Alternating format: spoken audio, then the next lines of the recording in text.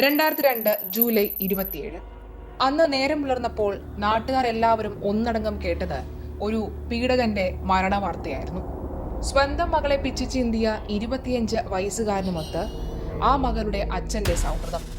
നാട്ടുകാർ എല്ലാവരും തലയെ കൈവച്ച് പറഞ്ഞു, ഇയാൾക്കെന്താ ഭ്രാന്താണോ, മുഴുവട്ട്, ഇയാളല്ലാതെ ആരെങ്കിലും ഇങ്ങനെ ചെയ്യും? സ്വന്തം മകളെ പിച്ചിച്ചീന്തി കൊന്ന അവന്റെ കൂടെ തന്നെ ആവണം അയാൾക്ക് വെള്ളമടിയും കൂട്ടും, വേറെ ആരും ഈ ലോകത്തില്ല. നാട്ടുകാരുടെ പഴി കേൾക്കാത്ത ഒരു ദിവസം പോലും ഈ അച്ഛൻ ഉണ്ടായിരുന്നില്ല. പക്ഷേ അച്ഛൻ മനസ്സിൽ കണക്ക് കൂട്ടിയത് മറ്റൊന്നായിരുന്നു. തന്റെ സ്വന്തം മകളെ, സ്നേഹിച്ച് കുതിതീരാത്ത തന്റെ സ്വന്തം മകളെ പിച്ച് ചീന്തിയ അയാളെ കൊല്ലുകയല്ലായിരുന്നു അദ്ദേഹത്തിന്റെ ലക്ഷ്യം. മറിച്ച് കൈകാലുകൾ പൂർണ്ണമായി തല്ലിയൊടിച്ച് പിന്നീട് ഒരിക്കലും അവൻ പണി ചെയ്യാത്ത രീതിയിൽ വേദനിച്ച് നരകിച്ച് പുഴുവരിച്ച് ചാകണമായിരുന്നു. ഇതായിരുന്നു അച്ഛന്റെ മനസ്സിലെ ആ ലക്ഷ്യം. 2002 ജൂലൈ 27 കൊല്ലപ്പെട്ട മുഹമ്മദ് കോയ എന്ന 25 വയസ്സുകാരൻ. ഈ കഥയുമായി ബന്ധപ്പെട്ട് കേരളത്തിൽ മറക്കാൻ കഴിയാത്ത ഒരൊറ്റ പേരാണ് കൃഷ്ണപ്രിയയുടെ അച്ഛൻ എന്ന പേര്. പീഡിപ്പിക്കപ്പെട്ട പല പെൺമക്കൾമാരുടെ അച്ഛന്മാർ ഇന്നും നമ്മുടെ നാട്ടിൽ ഉണ്ട്. അവരുടെ ജീവിതത്തിൽ പിന്നെ ഒരിക്കൽ പോലും സന്തോഷമില്ലാതെ ഇന്നും നമ്മുടെ നാട്ടിലുണ്ട്. പക്ഷേ അവരുടെ കൺമുന്നിലൂടെ അവരുടെ പെൺമക്കളുടെ ഘാതകന്മാർ ഞെളിഞ്ഞ് ചമഞ്ഞ് നടക്കുന്നത് കാണേണ്ട ഗതികേടും ഇന്ന് ഈ അച്ഛനമ്മമാർക്ക് ഉണ്ട്. മലപ്പുറം മഞ്ചേരി ചാരങ്കാവ് ചേനോട്ടുകുന്നിൽ പൂവഞ്ചേരി തെക്കേ വീട്ടിൽ ശങ്കരനാരായണൻ ഇന്ന് വിടവാങ്ങുമ്പോൾ ഈ അച്ഛൻ റിയൽ ഹീറോയാണ്. വാർദ്ധക്യ സഹജമായ അസുഖങ്ങളായിരുന്നു അദ്ദേഹത്തിന്റെ അന്ത്യകാരണം. 2001 ഫെബ്രുവരിയിലാണ് 7ാം ക്ലാസ് വിദ്യാർത്ഥിയായ കൃഷ്ണപ്രിയയെ സ്കൂൾ വിട്ട് വരുന്നതിനിടയിൽ മുഹമ്മദ് കോയ ബലാത്സംഗം ചെയ്ത് കൊലപ്പെടുത്തിയത്.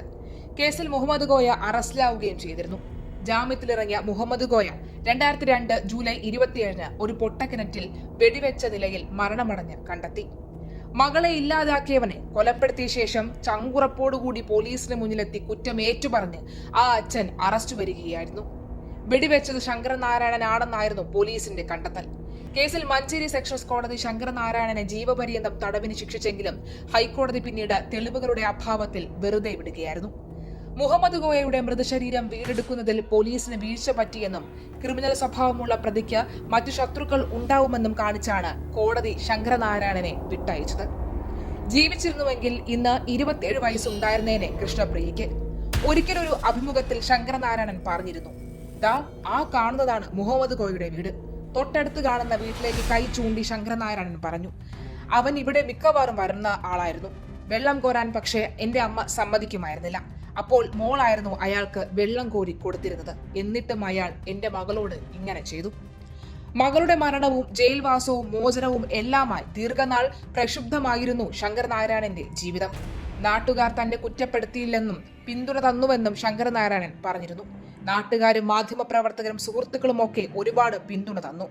ആരും കുറ്റപ്പെടുത്തിയില്ല. മുഹമ്മദ് കോയയുടെ വീടുമായി ഇപ്പോഴും ബന്ധമൊന്നുമില്ല. പക്ഷേ ബന്ധുക്കളുമൊക്കെയായി നല്ല സഹകരണമുണ്ട്.